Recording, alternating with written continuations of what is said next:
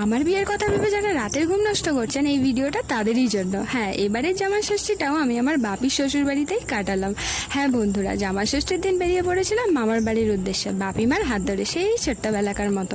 আর আমার মামার বাড়ি কিন্তু বেশ দূরে, তাও প্রায় যেতে 2-2.5 ঘন্টার টাইম লেগে যায়। তাই আমরা সকাল সকাল রওনা দিয়েছিলাম। আর দেখো 8টার সময় এই এত রোদ্দুর, ভাবা যায়?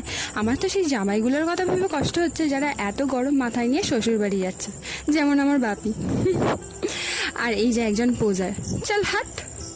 আর এত গরমে ও বেচারা গরম সহ্য না করতে পেরে নদীর জলে নেমে গেছে।